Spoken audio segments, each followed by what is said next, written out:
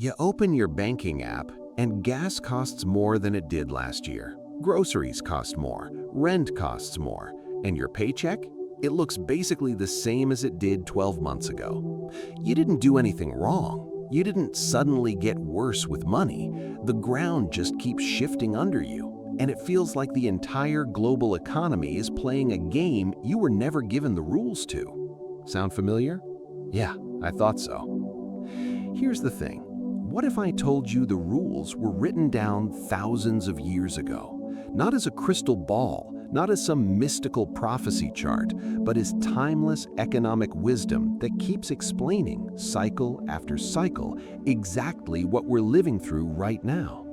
Debt cycles, interest traps, currency instability, supply chain shocks, it's all in there, and almost nobody's connecting the dots for you. My name is Coach Vantis, and I spend way too much time thinking about the global economy, biblical wealth, and Christian finance and investment life. If you're someone who's felt that exact tension I just described, working just as hard but somehow falling further behind, this video is for you. Make sure to hit the subscribe button and give this video a thumbs up if this helps you out, because, look, I want to be really clear about something before we start. This isn't a prophecy video. I'm not here to tell you the Bible has secret codes predicting 2026 headlines. What I am going to show you is something honestly more useful. 7 economic principles from Scripture that describe, with uncomfortable accuracy, the exact patterns economists are pointing to right now.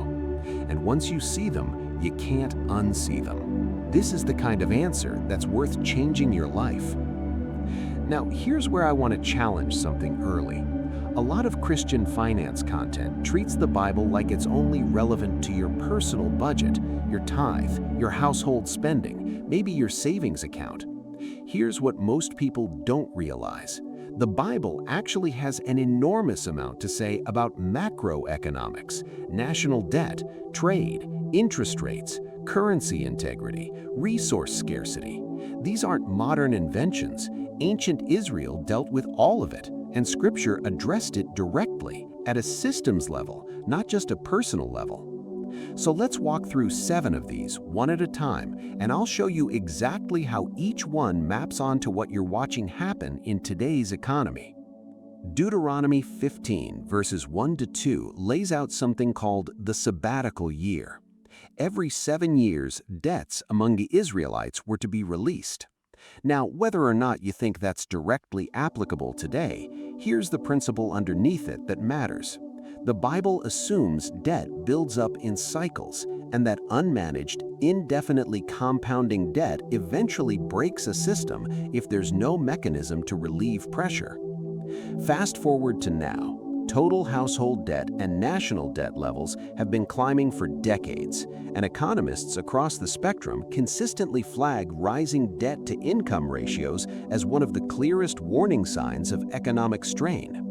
The Bible isn't predicting a specific headline, it's describing a pattern. Debt without release mechanisms compounds until something has to give. That's not mysticism, that's Deuteronomy 15, and it's also just basic compound interest math. Exodus 22:25 tells the Israelites that if they lend money to the poor among them, they're not to charge interest like a moneylender. This wasn't a blanket ban on all interest in every context.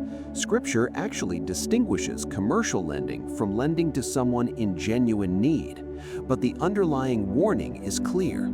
Interest, when charged onto someone already vulnerable, doesn't just cost money, it compounds hardship on top of hardship. Here's the math that makes this real. If someone carries $5,000 in high-interest debt at 24% APR, making only minimum payments, that debt can take over a decade to pay off, and the total interest paid can exceed the original amount borrowed. That's not a modern predatory lending scandal. That's Exodus 22:25's exact warning, just with a different vocabulary.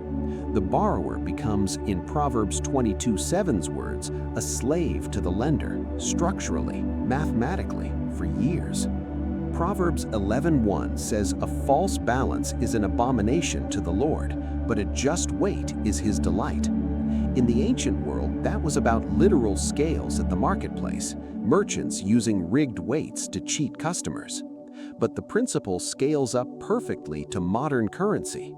When a currency's value gets quietly diluted, for example through excessive money creation, the weight of every dollar in your pocket becomes dishonest. It buys less than it used to, without anyone changing the price tag on your paycheck. This is where it gets really interesting. Inflation isn't a new phenomenon economists invented.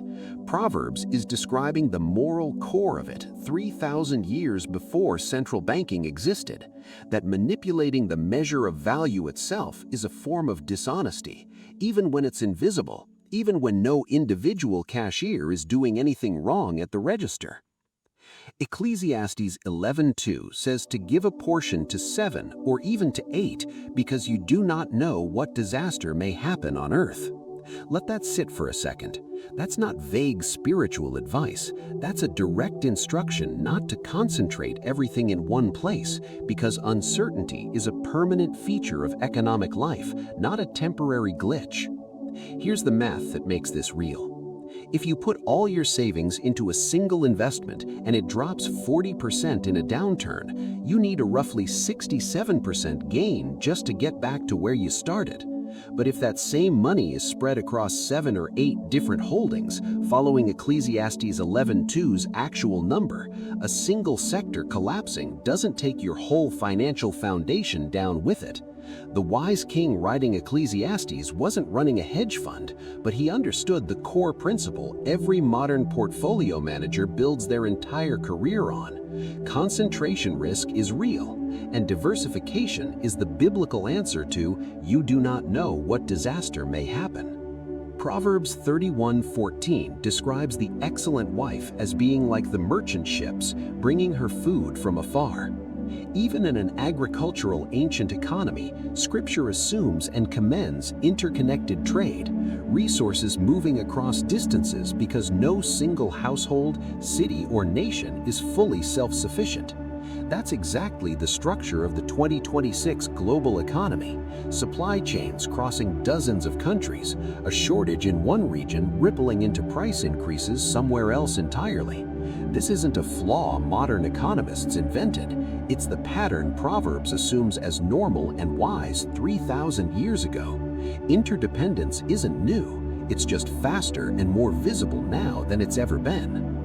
We've talked about Joseph's 7 years of plenty and 7 years of famine before on this channel, so I won't rebuild the whole story here, but here's the principle worth restating in this context. Scarcity isn't random or occasional in Scripture's economic worldview. It's cyclical and expected. Genesis 41 assumes that abundance and scarcity alternate, and that wisdom means preparing during the abundant years for the lean years that are coming, statistically, whether or not you can predict the exact timing. Modern economics calls this the business cycle, expansion and contraction, recurring, predictable in pattern, even when unpredictable in exact timing. The Bible called it 7 fat cows and 7 lean cows, different vocabulary, same underlying economic reality. And here's the 7th one, and honestly, I think it's the most overlooked. Philippians 4:11 through 12. Paul says he's learned in whatever situation he's in to be content, whether in plenty or in want. That's not passive resignation, that's psychological infrastructure. Habakkuk 3:17 through 19 goes even further. Even if the fig tree doesn't blossom, even if the fields yield no food, even if the flock is cut off from the fold, the prophet says he'll still rejoice because his strength comes from somewhere other than the visible economic conditions around him. Here's what most people don't realize about why this matters, economically, not just spiritually. Financial anxiety itself has a measurable cost. Chronic financial stress is linked to worse decision-making, impulsive spending, and poorer long-term financial outcomes, creating a cycle where anxiety about instability actually produces more instability. Contentment, biblically defined, isn't just a nice feeling. It's a stabilizing force against exactly the kind of panic-driven decisions that make a volatile economy hit you even harder. Let's bring this together with real numbers. Take someone earning $52,000 a year who applies these 7 principles as an actual system rather than abstract ideas. They release themselves from high-interest debt aggressively, following the Deuteronomy 15 and Exodus 22 principle, saving roughly $1,800 in avoided interest over 2 years compared to minimum payments. They diversify $5,000 in savings across multiple holdings per Ecclesiastes 11:2, avoiding a single-sector 40% drop that would have required a 67% recovery gain. They build a proactive reserve following the Joseph cycle, avoiding roughly $2,000 to $7,500 a year in reactive high-interest emergency borrowing, a number we walked through in detail on this channel before. And they anchor their spending decisions in contentment rather than anxiety-driven impulse purchases, which behavioral finance research links to meaningfully lower unplanned spending over a year. Stack those together, and you're looking at a difference of well over $10,000 across just a couple of years, not from a higher income, but from applying 7 principles that were sitting in Scripture the entire time, unconnected, waiting for someone to put them together as a system. Now you might be thinking, okay, but isn't it a stretch to say the Bible predicted the 2026 economy? Isn't that just cherry-picking verses to fit whatever's happening right now? That's a completely fair challenge, and I actually want to push back on the word predicted myself. These principles aren't a fortune-telling mechanism, and I'd be doing you a disservice if I let you walk away thinking Scripture contains secret 2026 headlines. What's actually happening is something more grounded. These are patterns of human and economic behavior that repeat generation after generation because human nature and economic structures don't fundamentally change. Debt still compounds, currencies still get diluted, concentration risk still wipes people out, scarcity still cycles. The Bible didn't predict 2026 specifically. It described economic reality accurately enough 3,000 years ago that it still applies today, which honestly says more about the depth of biblical wisdom than any specific prophecy claim could. So here's how you actually apply these 7 secrets this week, not just admire them. Step 1. Apply the Deuteronomy 15 principle to your own debt. You don't need to wait 7 years. Set an aggressive, specific payoff plan now, because compounding debt without a release mechanism is the pattern Scripture warns against. Step 2. Apply Ecclesiastes 11:2 literally. Don't have all your savings sitting in one place, one account, one investment. Spread it following the 7 or 8 principle, so a single disaster can't take everything. Step 3. Build your Joseph cycle reserve before the lean years arrive, not during them, because reactive borrowing during a crisis is always more expensive than proactive storage during abundance. Step 4. Anchor your spending in Philippians 4:11 style contentment, reviewing purchases against the question, am I buying this out of anxiety about the economy or out of genuine planned need? Let me tell you about a couple I'll call the Harrisons. They came to me anxious about everything: inflation, their variable rate debt, a single investment account that made up almost all their savings. We didn't change their income. We applied these 7 principles as a system. Aggressive debt payoff following Deuteronomy 15's release principle. Diversification across several accounts following Ecclesiastes 11:2. A proactive reserve following Joseph, and a weekly check-in question rooted in Philippians 4:11. Is this decision coming from contentment or from fear? A year later, the Harrisons told me something that stuck with me. It wasn't that the economy had gotten easier. It hadn't. It's that they'd stopped feeling like passengers in someone else's storm and started feeling like they had a map. Look, here's the truth I want you to walk away with. The 2026 global economy can feel like an unpredictable, unfair force acting on you from the outside. And in a lot of ways, the headlines are genuinely uncertain. But the 7 principles we just walked through, debt cycles, interest, currency integrity, diversification, interdependence, scarcity cycles, and contentment, aren't uncertain at all. They're some of the most consistently reliable economic wisdom ever written down, and they were sitting in Scripture the entire time, waiting to be connected as one system instead of 7 scattered verses. You are not powerless against a volatile economy. You're under-equipped with a framework, and that's a completely different problem, and it's one we just solved together in the last 15 minutes. So here's what I want you to do. Pick one of these 7 secrets, just one, and apply it to your actual finances this week. Not all 7 at once. One, done well, this week. If this changed how you see the economy and your own finances, hit that subscribe button, drop a thumbs up, and tell me in the comments which of the 7 secrets hit you the hardest. I read every single comment, and this is exactly the kind of shift that's worth changing your life. I'll see you in the next video.